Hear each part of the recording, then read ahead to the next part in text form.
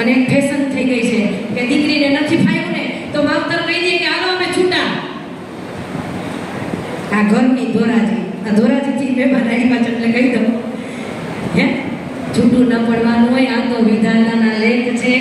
લુવારનો દીકરો તપી તપીને ઘડાયો હોય ને પછી આપણે લગ્ન કર્યા હોય, પણ આપણી લુવારની દીકરીને 50% શીખવવું પડે કે બેટા દેવતરખીની દીકરી નિરંતે પણ ઘરના ખાવામાં આવ્યા હતા તય નિરંતે સમાધિથી પૂજાણા છે.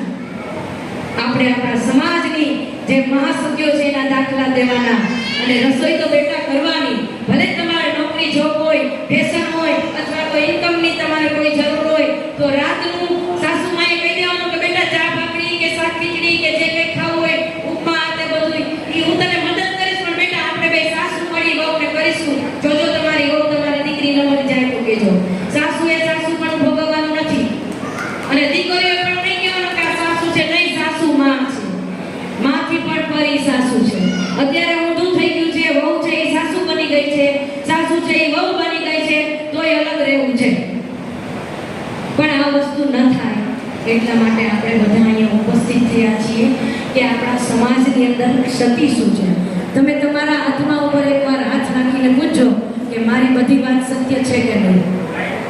એકવાર કોક તો બોલો દીકરા કે હું સત્ય બોલું છું કે નહીં. જો શબ્દ આપણે સત્યની શોધ કરવી છે, સત્ય ખાતર જીવવું છે અને સત્યના નામે કરવું